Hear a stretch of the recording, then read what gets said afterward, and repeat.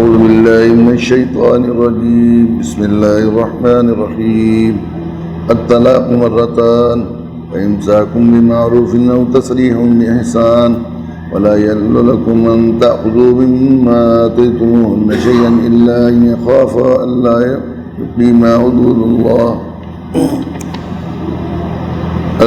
يقيما حدود الله فإن خفتم ألا يقيما حدود الله فلا جناح عليهما فيما افتدت به تلك حدود الله فلا تعتدوها ومن يتعد حدودها فأولئك هم الظالمون. فإن طلقها فلا تحل له من بعد حتى تنكح زوجا غيره فإن طلقها فلا جناح عليهما أن يتراجعا إن ظنا أن يقيما حدود الله وتلك حدود الله يبينها لقوم يعلمون. صدق اللہ العظیم.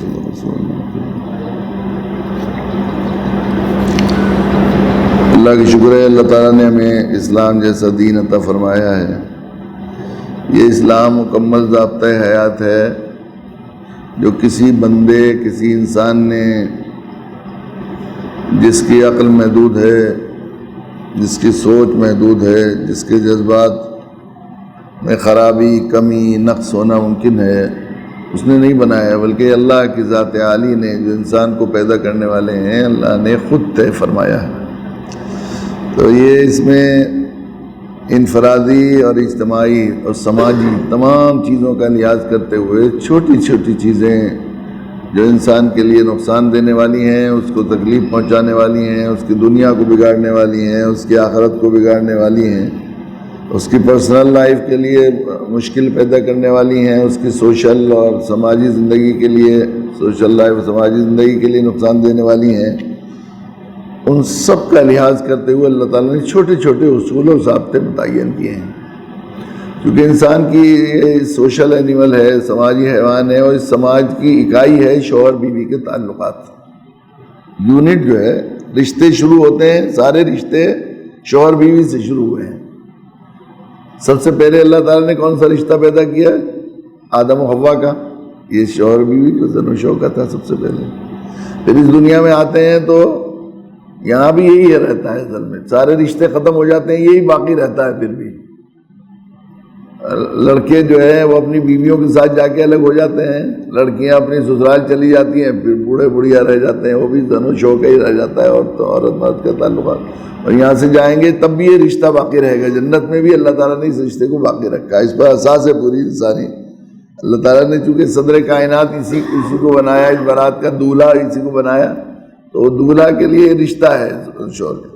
اس لیے اس میں چونکہ اس رشتے کی بڑی اہمیت ہے، اس کی خوشگواری، یہ اچھی طرح گزرے گا اور اس کے اندر کوئی بگاڑ نہیں آئے گا اور یہ وجہ اختلاف نہیں بنے گا، تو پھر پوری زندگی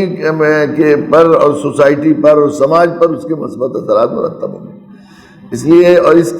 رشتے کی اساس ہے نکاح پر. اس رشتے کی اساس نکاح پہ شرعاً جائز ہے. تو اس میں یہ ایک اسلام میں ایک معاہدہ طے ہے. نکاح جو ہے وہ شادی ایک معاہدہ ہے، ایک ایگریمنٹ ہے. تو اس ایگریمنٹ کے ضابطے اور قواعد اللہ نے طے کیے ہیں. ہر ایک سے شادی کر لی، یہ نہیں شادی کس سے کرنی ہے، کس طرح کرنی ہے، نکاح کس وقت ہو سکتا ہے، نکاح کا ضابطہ کیا ہوگا، کیسے ایگریمنٹ ہوگا، وہ سارے ضابطے تفصیلات سے تفصیل جو ہے اللہ تعالیٰ نے طے کی ہے. اس طرح اگر خدا نہ کرے بہت مرتبہ ایسا ہوتا ہے کہ طبیعتیں ملنا ضروری نہیں ہے ایک دوسرے کی، بہت دو اچھے قسم کے آدمی، دونوں کی فطرت اچھی ہے، دونوں بھلے آدمی، لیکن ان کا نبھاؤ نہیں ہوتا، مزاج الگ الگ بنائے اللہ تعالیٰ نے. کوئی انسان ایسا نہیں جس کا ایک مزاج الگ نہ بنایا ہو اللہ تعالیٰ نے. الگ طرح کی سوچ، یہ اللہ کی شان تخلیقی کی کمال ہے کہ اللہ تعالیٰ نے اتنے انسان پیدا کیے لیکن ہر چیز الگ. آنکھوں کا ڈیزائن الگ، بولنے کا انداز الگ، لہجہ الگ، حتیٰ کہ کھانسی کی آواز بھی الگ ہوتی ہے. بالکل یہ ہوتا ہے. اور کیا چیز، بالوں کی کاٹ کی جو ہے علم الجرائم میں بھی وہ چلا ہے کہ کسی ایک آدمی کے بال کو اگر کاٹ دیا جائے تو جس طرح کا وہ ہوتا ہے جو ہے لکڑی کا لٹھا ہے، کوئی کاٹیں گے تو اس میں ریشے ہوتے ہیں نا، اس طرح بال کے اندر بھی ہوتے ہیں اسی طرح. تو ایک آدمی کے بال کی کاٹ کے جو نشانات ہوتے ہیں وہ سب ایک ہی طرح کے ہوتے ہیں. اس کی جو ہے دوسرے سے نہیں مل سکتے کبھی. آپ دیکھیں انگلی کے پرنٹ الگ الگ ہوتے ہیں، آنکھوں کی جو ہے وہ نسیں الگ الگ ہوتی ہیں، آئی جو ہے وہ کی جاتی ہے وہاں پر مختلف اس میں جو ہے ایئرپورٹس پر اسکین کی جاتی ہے تو پتہ لگ جاتا ہے یہ آنکھ ان کی ہے، یہ کوئی دوسرا آدمی تو نہیں ہے، یہ ہو جاتا ہے. اتنا ایسا ہے. تو مزاج الگ ہیں تو ضروری نہیں کہ دو اچھے مزاج بھی مل جائیں. بہت دفعہ ایسا ہوتا ہے کہ بڑی خوشی سے اور بہت اچھی طریقے سے شادی کی تھی، لیکن شادی کے بعد جینا مشکل ہوتا، پسند آتی ہی نہیں، طبیعت چلتی ہی نہیں بالکل کسی حال میں، ایک دوسرے کو دیکھنے کو دل نہیں چاہتا. اب اسلام یہ نہیں کہتا افراط و تفرید کا مذہب نہیں، اعتدال ہے. آخری درجے میں کوشش کی جائے جو ہے وہ نکاح کو باقی رکھنے کی، اس رشتے کو باقی رکھنے کی، چونکہ اگر یہ بگڑے گا تو سوسائٹی، خاندان سب میں اس کے اختلاف کے اثر ہوں گے. آخری درجے کے بہت ناپسند کیا ہے طلاق کو. اب غض الحلالی عند اللہ الطلاق، اللہ کے نبی صلی اللہ علیہ وسلم فرمایا حلال چیزوں میں سب سے زیادہ ناپسند اگر کوئی چیز ہے تو طلاق ہے. لیکن طلاق کی اجازت دی ہے. جب ایسا حال ہو جائے کہ جہنم بن جائے اور بالکل رہنا مشکل ہو اور نہ زندگی ہو نہ سانس رکنے لگیں اور ایسے حال ہو جائے تو پھر دونوں کے ساتھ نہ رہیں، بعد میں کسی اور ہو سکتا ہے وہ دوسرے کے ساتھ ہو جائے، تو طلاق کی اجازت دی ہے. لیکن جس طرح نکاح کے سلسلے میں اصول ضابطے طے کیے اور ایگریمنٹ کے سلسلے میں کوئی یہ جو بالکل جیسے معاہدہ بیع و شراء کا، خرید و فروخت کا ایک معاہدہ ہوتا ہے تو اس کے لیے ایک ضابطے اور قاعدے اللہ نے طے کیے ہیں، لیکن اس میں جو ہے گواہوں کی ضرورت نہیں ہے. لیکن نکاح کے لیے گواہوں کی معتبر ہے. بغیر گواہ کے اگر کسی بھی جگہ پر طلاق نکاح ہو جائے، کر لیا جائے تو ہرگز نکاح نہیں ہوگا. دو گواہ شرط ہے نکاح میں. تو اس کی بڑی حکمتیں ہیں اور بڑی مصلحتیں اللہ پیدا کرنے والے ہیں، جانتے ہیں کہ اس کی ضرورت تھی اس کو. تو اس طرح طلاق کے بھی بڑے باری بہت چھوٹے چھوٹے اصول قرآن نے ذکر کیے ہیں. یعنی نماز جیسی عبادت کتنی بڑی اعلیٰ عبادت ہے، لیکن تفصیل کے ساتھ اس کی رکعات کا اور اس کے مسائل کو قرآن مجید میں ذکر نہیں کیا گیا. روزہ اتنی اہم ترین عبادت ہے، کل 6 آیتیں ہیں، 8 آیتیں ہیں جن میں سب تفصیل بتا دی ہے روزے کی ساری تفصیل. لیکن آپ دیکھیں گے طلاق کے بارے میں بار جگہ جگہ، اور یہ کتنی تفصیل سے یہاں بھی سورہ نساء میں اور پھر سورہ طلاق میں اور کتنی جگہ اس کے اصول و ضابطے بتائیے کیے ہیں، تاکہ اگر طلاق کے بعد طلاق تصریح، یہاں بھی کہا ہے تصریح احسان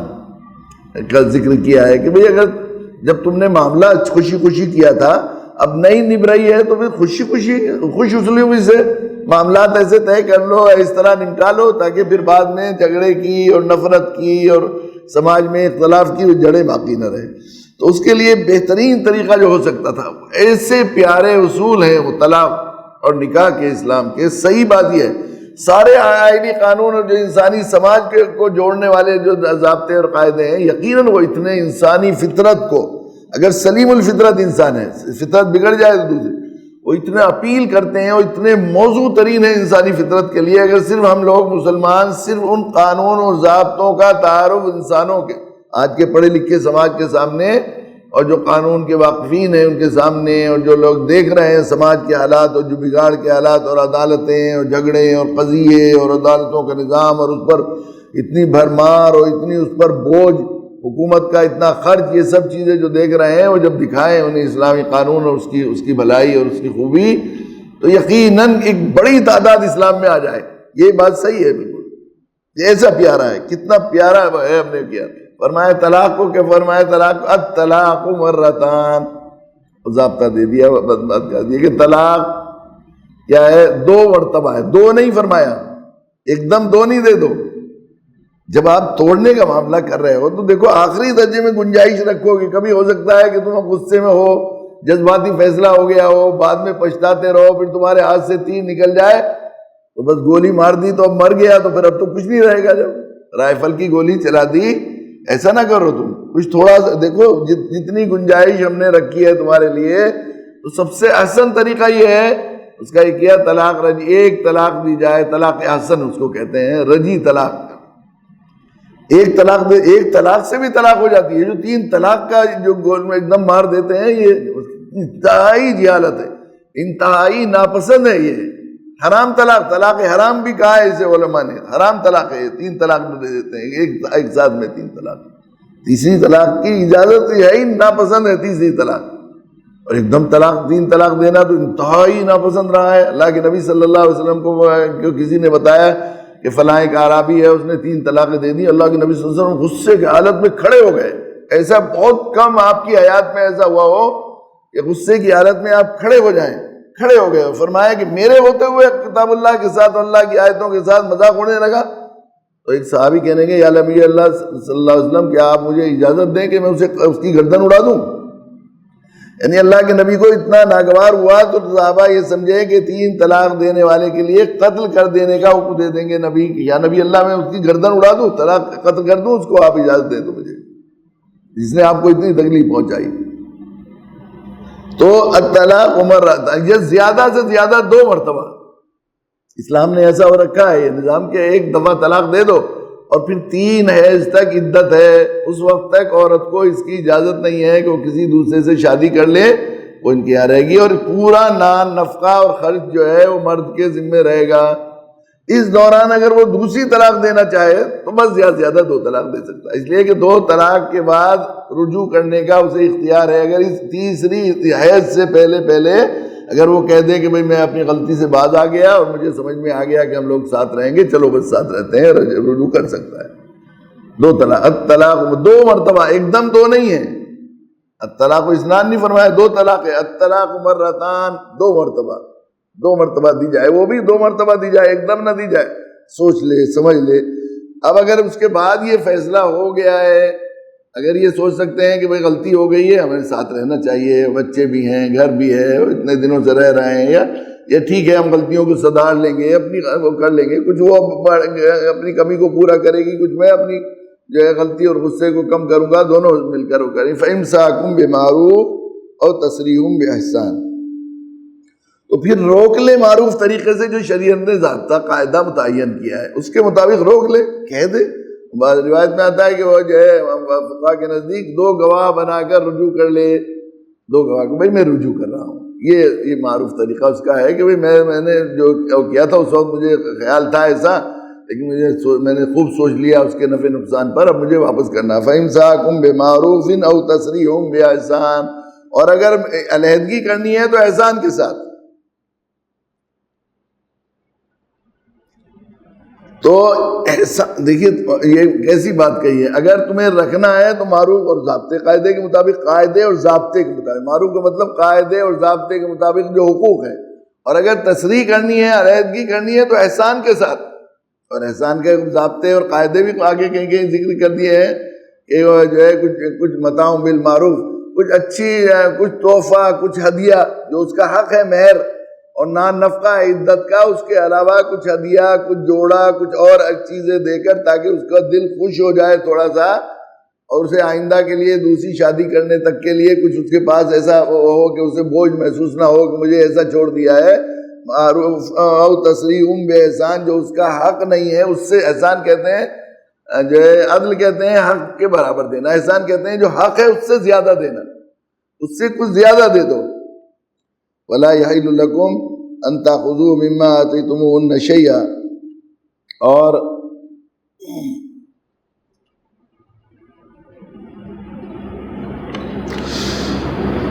تمہارے لیے حلال نہیں ہے کہ تم نے ان بیویوں کو جو کچھ دیا ہو طلاق کے بدلے میں اسے واپس لے لو۔ اب اگر طلاق لے لیا اب تو تم میری بیوی نہیں رہی، تو جو دیا تھا اسے واپس لے لو، مطلب مہر ہے یا کوئی اور ہدیہ دیا ہے یا کوئی تحفہ دیا ہے تو اسے واپس لے لو۔ اللہ ہے کہ دونوں کو اس بات کا اندیشہ ہو کہ نکاح باقی رکھنے کی صورت میں اللہ کی مقرر کی ہوئی حدود کو قائم نہیں رکھ سکیں گے۔ اگر دونوں یہ سمجھ رہے ہیں اور وہ بیوی اس بات پر آمادہ ہے اور یہ کہہ رہی ہے کہ بھئی یا تم میرا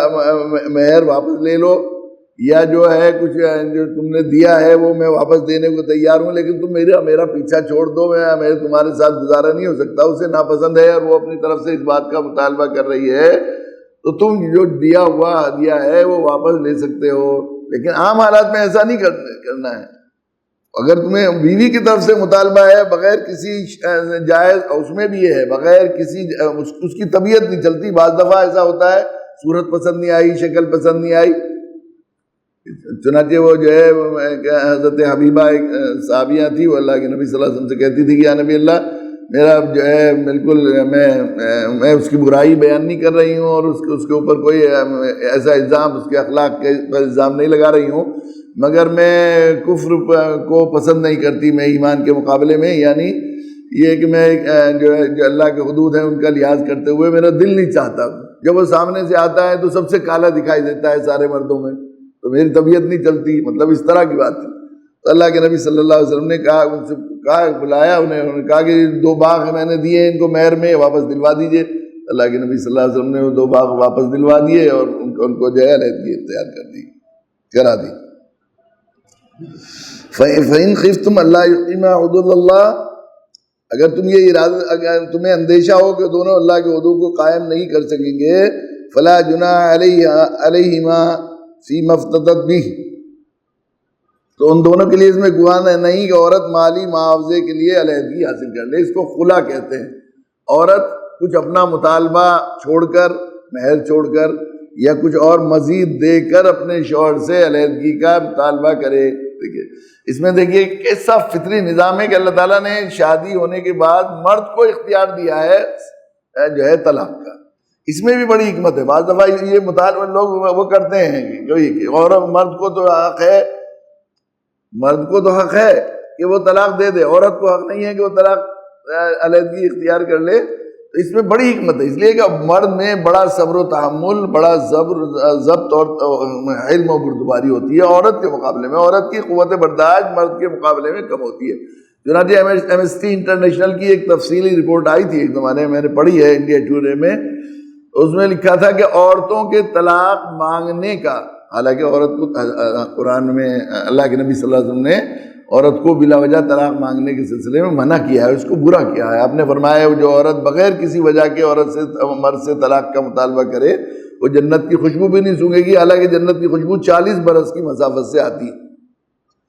لیکن وجہ ہے اگر کوئی ضرورت ہے تو اسے ضرورت پڑتی ہے۔ لیکن یہ تو اس میں یہ آیا تھا کہ عورتوں کے طلاق مانگنے کا اور طلاق کے مطالبہ کرنے کا ریشو مردوں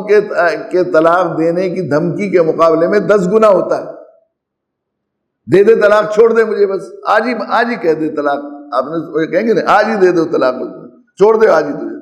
10 گنا مطالبہ ہوتا ہے۔ اور مرد اگر کہے گا تجھے طلاق دے دوں گا 10 دفعہ، اگر ایک دفعہ مرد نے یہ بات کہی ہے تو عورت 10 دفعہ اسی میں یہ رشتہ ہوتا ہے، ایسا ہوتا ہے۔ تو اگر عورت کو حق دے دیا جاتا، اس نے خود وہاں کے تھے، کوئی کسی امریکہ کے، اس کا ترجمہ تھا یہ، ایمنسٹی انٹرنیشنل کے وہاں کے آدمی تھے، تو انہوں نے کہا کہ اگر عورت کو اختیار دیا جاتا تو طلاق کی ریشو 10 گنا زیادہ ہو جاتی۔ ایک اعتراض طلاق کے سلسلے میں یہ بھی کیا جاتا ہے قرآن لوگوں کو کہ بھئی یہ اتنا آسان کر دیا ہے طلاق، ان کے یہاں، ہمارے یہاں برادران وطن ہندوؤں کے یہاں طلاق کا کوئی سسٹم ہی نہیں ہے ایسا، اصل میں ہوتا ہے طلاق بہت مشکل کام ہے، بہت زیادہ مشکل ہوتا ہے ان کے یہاں ہندولا میں۔ پہلے ایک ایگریمنٹ ہوتا ہے 6 مہینے تک، پھر دیکھتے ہیں کہ اگر ہو جائے لے دے کر یہ طے ہوتا ہے اتنے بچے ان کے اور اتنا مکان دینا پڑے گا اور اتنا کرنا پڑے گا، اور پھر دیکھتے ہیں، اور پھر اس کے بعد وہ عدالت کی طرف سے، وہ بھی مذہب میں نہیں ہے، وہ بھی یہاں ہندوستان کے قانون میں یہ بات طے کی گئی ہے کہ علیحدگی اختیار کرائی جا سکتی ہے، ورنہ ڈائیورس کا قانون نہیں ہے یہ بات۔ لیکن جب زندگی بالکل ایسی ہو جائے تو یہ تو اس لیے مرد کو اختیار، لیکن آخری درجے میں جب پریشانی ہو جائے، مشکل ہو جائے، اور عورت یہ سمجھے کہ اس کے ساتھ میرا نبھاؤ مشکل ہے، یا آخری درجے میں ظلم اس کے ساتھ کر رہا ہے، زیادتی کر رہا ہے، یا ہم میں آپس میں بالکل مناسبت ہونے والی ہی نہیں ہے، ہماری زندگی جہنم بنے گی، عورت کو سرکاری عدالت میں یا جو ہے قاضی کے ہاں، حکومت اگر اسلامی ہے تو حکومت وقت کے ہاں یا قاضی کے ہاں درخواست دے سکتی ہے، وہ اور خلا کی درخواست دے سکتی ہے کہ میں اپنا مطالبہ چھوڑ کر اس سے علیحدگی اختیار کرنا چاہتی ہوں۔ یہ عورت کو بھی گویا اس طرح سے جو ہے یہ حق دیا گیا ہے۔ تلک حدود اللہ فلا تعتدوها، یہ اللہ کے حدود ہیں، دیکھو ان سے حد سے مت گزرنا۔ من یتعدی حدود اللہ فاولئک هم الظالمون، اور جو اللہ کے حدود کو پھلانگتا ہے، اس سے زیادتی کرتا ہے، وہ فاولئک هم الظالمون، وہ ظالموں میں سے ہے، ظلم کرنے والوں میں سے ہے۔ دیکھیے دنیا کے قانون کی کتابیں ہوتی ہیں، دفعہ لکھ دے جاتی ہے بس، حالانکہ یہ حکومتیں خود کمزور ہوتی ہیں، ان کو اختیار بھی نہیں ہوتا پوری طرح نافذ کرنے کا۔ کتنی بھی پاورفل ہوں لیکن انہیں نافذ کرنے کا اختیار نہیں ہوتا ہے کہ اللہ تعالیٰ تو حکیم مطلق حاکم الحاکمین شہنشاہ مطلق ہیں، اور لا یسأل عما یفعل وهم یسألون ہے، ان کی شان ان سے کوئی پوچھ نہیں سکتا، جو چاہے کن کے اشارے سے کائنات کو پیدا کرے، ایسے ہیں۔ لیکن اللہ تعالیٰ کی رحمت و شفقت کی قربان جائیے کہ اللہ تعالیٰ نے قرآن مجید میں یہ اسلوب اختیار کیا ہے کہ قانون ضابطہ بتا دیا، اس کے بعد بہت پیار سے بہت شفقت سے اس کی حکمت اور مصلحت بتائی، تاکہ آدمی اندر سے آمادہ ہو جائے اس بات کو ماننے، اور پھر اس پر عمل کرنے کے بعد طبیعت میں کوئی تگدر نہ ہو، بلکہ خود یہ سمجھے کہ میں نے اپنی خوشی سے یہ بات مان لی ہے، اللہ کا قانون مان لیا ہے۔ اس کی وجہ سے ظاہر ہے کہ جب وہ قانون نافذ کیا جاتا ہے تو اس کے اندر ہمیشہ خیر، اس کے بعد جھگڑے نہیں بڑھتے۔ ہمارے وہاں ایک جج صاحب تھے، ہم لوگ میرٹھ کالج میں پڑھا کرتے تھے، وہ بتایا کرتے تھے کہ ایک مقدمہ فیصل ہوتا ہے، اگر کوئی فیصلہ ہوتا ہے تو اس کی گود سے، اس کی کوکھ سے 5 مقدمے نئے جنم لے لیے جاتے ہیں۔ ہارنے والا پھر مقدمہ کرتا ہے، ادھر سے کرے گا، ادھر سے کرے گا، ادھر سے کرے گا۔ ہمارے یہاں یہ ریشو ہے۔ وہ یہ کہا کرتے تھے کہ ہمارے یہاں تو صرف تھکانے کے لیے ہیں عدالتیں، پوتا مقدمہ کرتا ہے، دادا مقدمہ کرتا ہے، پوتے تک مقدمہ چلتا ہے، جب تھک جاتے ہیں تو صلح کر لیتے ہیں، یہ ہوتا ہے۔ لیکن اسلامی عدالتیں دارالقضاء میں جو فیصلے ہوتے رہیں، شرعی قضاء میں شریعت کے قانون کے مطابق ہوتے رہیں، تو خوشی خوشی اپنے اللہ کا حکم مان کر ہارنے والا بھی جیت کر آتا ہے وہاں پر۔ ایسا پیارا قانون ہے۔ اب یہ 2 طلاقیں ہو گئیں اور رجعت ہو گئی، رجعت ہونے کے بعد ہو گئی تو فَإِن طَلَّقَهَا فَلَا تَحِلُّ لَهُ مِن بَعْدُ حَتَّىٰ تَنكِحَ زَوْجًا غَيْرَهُ۔ پھر اس کے بعد اگر یہ شوہر تیسری طلاق دے دے تو متعلقہ عورت اس کے لیے اس وقت تک حلال نہیں ہوگی جب تک وہ کسی اور شوہر سے نکاح نہ کرے۔ اب یہ پابندی لگا دی گئی، اس لیے کہ اصل میں یہ تھا وہاں پر عموماً عرب میں یہ مزاج تھا کہ رجعی طلاق دے دیتے تھے، اور رجعی طلاق یوں دیتے تھے کہ اس کو وہ کرنے کے لیے اس کے ساتھ اس کو زیادتی غصے میں اور جلال میں اور اس کو تکلیف دینے کے لیے، ظلم کرنے کے لیے، اور جیسے ہی بالکل وقت ہوتا تھا ختم ہونے کا تو پھر اسے رجوع کر لیتے تھے کہ نہ تجھے کسی دوسرے سے شادی کرنے دوں گا، نہ میں اپنے پاس شادی کی طرح اندر میں لٹکائے رہتے تھے۔ تو پھر اللہ کے نبی صلی اللہ علیہ وسلم جب یہ بات ہوئی کہ تیسری طلاق دے دی کسی نے، تو اللہ کے نبی صلی اللہ علیہ وسلم نے طلاق کو نافذ کر دیا، اور پھر یہ کہا کہ اب تمہاری سزا یہ ہے، تم نے طلاق کے ساتھ کھلواڑ کی اور تم نے اللہ کے قانون، اللہ کے ضابطے، اللہ کی مرضی اور شریعت کی پسند کے خلاف طلاق دی ہے، تو اب یہ تمہاری یہ سزا ہے، اب اس کے بعد تمہارے لیے اس سے نکاح کرنا صحیح اجازت نہیں ہوگی اس وقت تک جب تک کہ کسی دوسرے سے شادی نہ ہو جائے، کسی سے دوسرے سے شادی نہ ہو جائے، وہ اتفاق سے اسے طلاق دے دے۔ یہ جو ہیلہ حلالہ ہے وہ ظاہر ہے تو شریعت کے ساتھ مذاق کھلواڑ ہے۔ اللہ کے نبی صلی اللہ علیہ وسلم نے دیکھیے سب سے پہلی بات یہ ہے کہ نکاح کسی اس نیت کے ساتھ کہ میں اسے طلاق دے دوں گا کل کو یا پرسوں کو، 2 دن میں 4 دن میں، ایسے نکاح کی گنجائش ہی نہیں ہے۔ اس لیے اللہ کے نبی صلی اللہ علیہ وسلم نے ایسے نکاح کرنے والوں پر لعنت فرمائی کہ لعنت ہے ان لوگوں پر، لعنت ہے ان لوگوں پر، لعنت ہے ان لوگوں پر جو ہے نکاح کریں اس سے کہ اپنی ضرورت پوری کر کے جو ہے پھر اسے طلاق دے دیں گے، یعنی ایک مدت متعین کے لیے اس کے لیے کیا جاتا ہے۔ یہ تو اتفاق سے ایسا ہو جائے گا، اگر اتفاق سے ایسا ہو جائے کہ دوسرے سے شادی ہو جائے اور پھر اس سے بھی طلاق ہو جائے، تو پھر عدت پوری ہونے کے بعد اگر یہ چاہیں دونوں کہ بہت دنوں، وہ بھی اس کو بھی ٹھوکر لگ جائے، اس کو بھی ٹھوکر لگ جائے کہ ہم لوگوں نے کیسی ناقدری کی، وہ بڑی اچھی تھی میری اہلیہ، اور وہ اس کو بھی بڑا خیال ہو کہ شوہر کے ساتھ میرا نباہ ہو سکتا تھا، میں نے غلطی کی، بچوں کا مسئلہ بھی ہے تو ہم دوبارہ شادی کر سکتے ہیں، تو شادی ہو سکتی ہے۔ لیکن دیکھیے اس میں بھی یہ فرمایا فَإِن طَلَّقَهَا فَلَا جُنَاحَ عَلَيْهِمَا أَن يَتَرَاجَعَا إِن ظَنَّا أَن يُقِيمَا حُدُودَ اللَّهِ، اگر یہ گمان کرتے ہیں کہ اللہ کے حدود کو قائم کر سکیں گے پھر دوبارہ یہ طلاق کی نوبت نہیں آئے گی، پھر جھگڑا نہیں ہوگا۔ وَتِلْكَ حُدُودُ اللَّهِ يُبَيِّنُهَا لِقَوْمٍ يَعْلَمُونَ، کہ یہ اللہ کی حدود ہیں جو ان لوگوں کے لیے واضح کر دی کہ جو سمجھ رکھتے ہیں، اہل عقل کے لیے اللہ تعالیٰ نے کھول کھول کر بتا دی ہیں۔ اللہ تم اگر عقل مند ہو تو سمجھ لو کہ اس سے بہتر ضابطہ اور قاعدہ تمہارے لیے کوئی اور نہیں ہو سکتا۔ یہ 3 طلاق کا قانون اصل میں جو بنایا گیا وہ کیا گیا تھا، تو یہ ہوتا تھا اصل میں کہ یہ طلاق سے لوگوں کو بچانے کے لیے اور طلاق کی کو ابغض بنانے کے لیے، مکروہ بنانے کے لیے اور طلاق سے بچانے کے لیے بنایا گیا تھا، بنایا گیا۔ یہ عورتوں کے حق میں ہے، یہ مردوں کے حق میں نہیں۔ افسوس یہ ہے کہ ہم لوگوں کو سمجھا نہیں سکے، دعوت کا حق ادا نہیں کیا ہم نے، اس لیے اس قانون کو ہم لوگوں کے سامنے سمجھا نہیں سکے۔ ابھی گزشتہ سے پیوستہ سال کی بات ہے کہ شعبان کے آخر میں ہم لوگ حرمین کے لیے سفر کر رہے تھے، جانے والے تھے، تو میرے پاس ایک ڈاکٹر شکی شمسی ایڈوکیٹ ہیں، محمد نظام الدین ویسٹ میں کہیں رہتے ہیں، تو سپریم کورٹ میں پریکٹس کرتے ہیں۔ ان کا فون آیا کہ میری میڈم جو ہیں جن کے ساتھ میں پریکٹس کرتا ہوں وہ آپ سے ملنا چاہتی ہیں۔ میں نے کہا اب تو میں سفر پر جا رہا ہوں، تو پھر کب تک آ جائیں گے؟ میں نے کہا آؤں گا 18 میں اگر پھلت چلے جاؤں گا میں، تو اب تو رمضان کے بعد ہی ملاقات ہوگی۔ تو رمضان کے بعد پھر فون آتے رہے ان کے، لیکن میں وہ اتوار کو چاہتی تھی۔ میں نے وقت بتایا کل آ جائیں، کل تو مشکل ہے، کورٹ کا ہے، آپ کو سنڈے کا وقت دے دیے۔ سنڈے کا وقت مل نہیں سکا، تقریباً 4 مہینے بعد حج کے بعد میں وقت دے سکا۔ تو وہ ڈاکٹر مشرا، کیا کے سی مشرا ہے کیا نام تھا ان کی، وہاں وہ تھی، وہاں وہ آئی، وہ ایک دو ساتھیوں کے ساتھ آئی ہیں اور آ کر انہوں نے بتایا کہ وہ سائرہ بانو کیس میں 3 طلاق کا جو تھا مقدمہ، جو سائرہ بانو نے کیا تھا کہ 3 طلاق کا قانون ختم کیا جائے، جس پر یہ قانون بنایا گیا بعد میں سپریم کورٹ نے، اس کی وکیل تھی وہ، اصل وکیل ان کی تھی۔ بعد میں تنظیموں نے اور دوسرے وکیلوں کو لگایا، لیکن اصل جو کلائنٹ کی طرف سے وکیل وہ تھی۔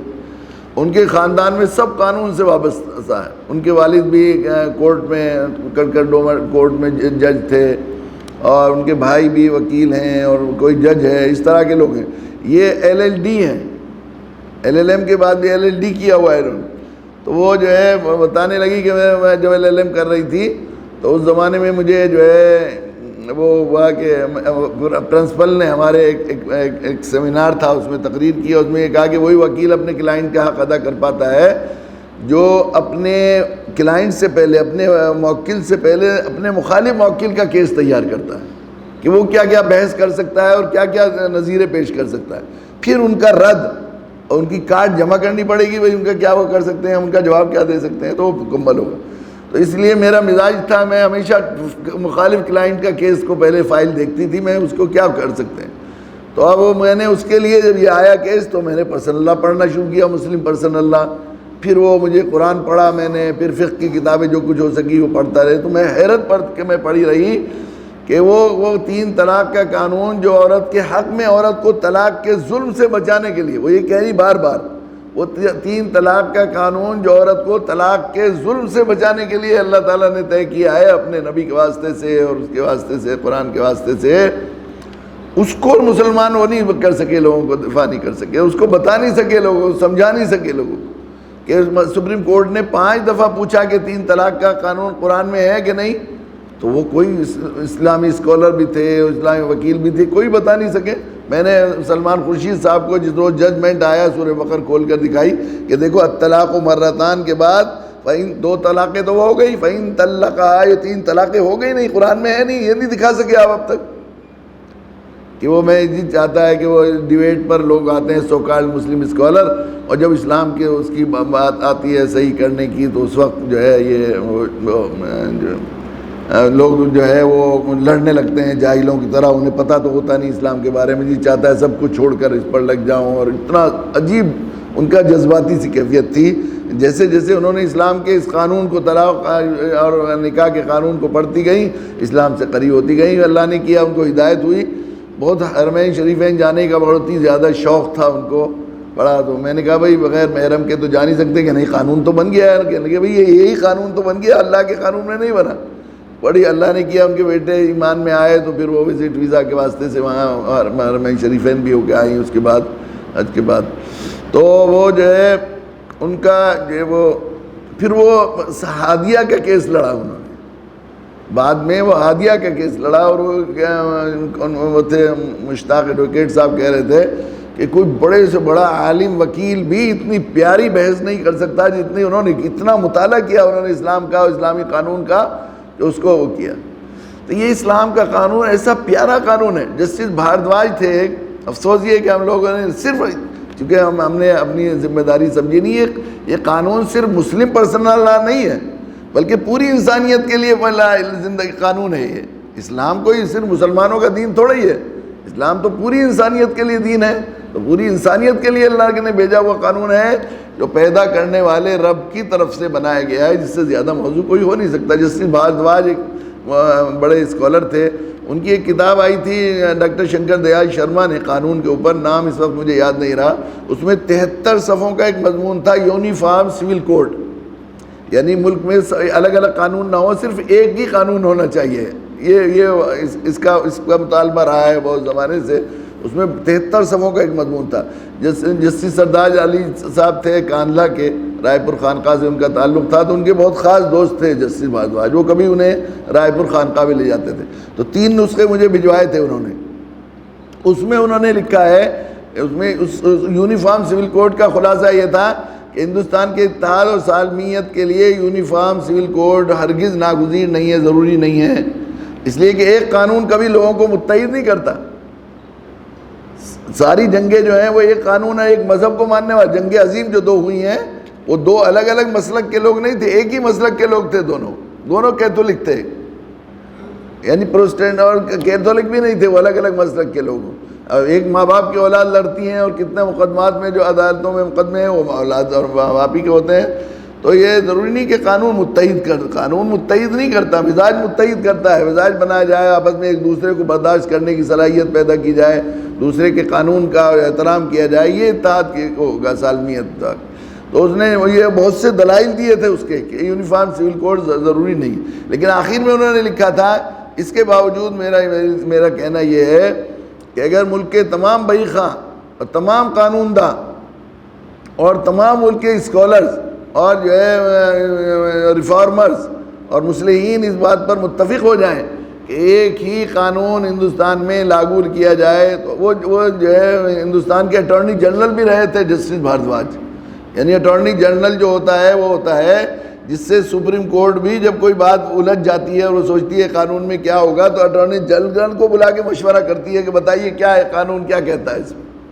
اور قانون کا سب سے بڑی اتھارٹی مانا جاتا ہے جاننے والوں میں، قانون جاننے والوں میں، وہ اٹارنی جنرل بھی رہے تھے جسٹس بھاردواج۔ تو انہوں نے کہا تھا کہ ہندوستان کے قانون کا ایک ذمہ دار شخص ہونے کی حیثیت سے میرا بہت ذمہ دارانہ مشورہ یہ ہے کہ اگر ہندوستان کے سارے اسکالر اور بئی خواہ اس بات پر متفق ہو جائیں کہ ایک ہی قانون ہندوستان کے لیے ضروری ہے، تو میرا بہت ہی ذمہ دارانہ مشورہ یہ ہے کہ مسلم پرسنل لا لاگو کیا جائے، کہ اس سے بہتر اور موضوع انسانی فطرت کے لیے کوئی اور قانون ہو ہی نہیں سکتا۔ افسوس یہ ہے کہ اس قانون کے آپ کو ہم لوگوں کو تعارف نہیں کرا سکے۔ فَإِن طَلَّقَ، اگر جو ہے کسی دوسرے سے شادی ہو جائے اور پھر وہ چھوڑ دے، یہ ہے وہ اتفاق سے ایسا ہو سکتا ہے، پھر اس سے بھی نباہ نہ ہو جائے اور وہ طلاق ہو جائے، تو اگر آپ یہ سمجھتے ہیں کہ اب اچھی طرح زندگی گزار سکتے ہیں تو آپ جو ہے پھر دوبارہ اس سے رجوع کر لیں، نکاح کر سکتے ہیں۔ تو یہ 3 طلاق کا قانون جو ہے اصل میں دیکھیے عام طور پر یہ سمجھا جاتا ہے طلاق کو اتنا سخت بنا دیا ہے اور ایک دم ہوتے ہی ہو جاتی ہے، علیحدگی ہو جاتی ہے، لیکن صرف آدمی اسی چیز سے بچتا ہے، اسے ڈرتا ہے جس کے بارے میں اسے خطرے کا احساس ہو جائے کہ بہت خطرناک چیز ہے۔ اگر کہیں گے رائفل کی گولی چھوڑتے ہی قتل ہو جائے گا تو آدمی کتنی احتیاط سے وہ چلائے گا نا، اور جب اسے کھیل بنا دے گا تو جب چاہے چلا دے گا وہ۔ اس لیے اب پچھلے دنوں کتنے سروے آئے ہیں کہ مسلمانوں میں طلاق کا ریشو ہمارے یہاں ہندوستان میں غیر مسلموں میں طلاق کے مقابلے میں بہت ہی کم ہے، اس لیے کہ انہیں معلوم طلاق سے ڈرایا گیا ہے۔ طلاق کو یعنی طلاق کو کی آزادی نہیں دی گئی ہے اسے، طلاق سے 3 طلاق سے خصوصاً بہت زیادہ ڈرایا گیا ہے۔ اگر 3 طلاق کو کھیل بنا دیں گے، اگر وہ کر دیں گے تو پھر جو ہے جب چاہے آدمی طلاق دے گا، چنانچہ ہو گیا ہے جو اس کی۔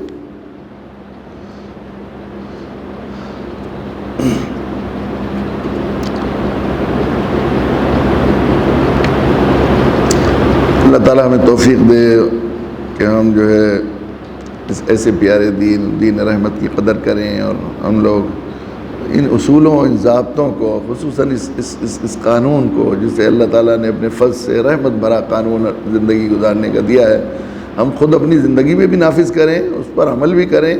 اور لوگوں کو اس کا تعارف کرائیں، اس تک پہنچائیں، اور ان تک انسانیت کے لیے ضروری ہے۔ اللہ تعالیٰ میں قدر کی توفیق نصیب فرمائیں۔ وآخر دعوانا الحمدللہ رب العالمین۔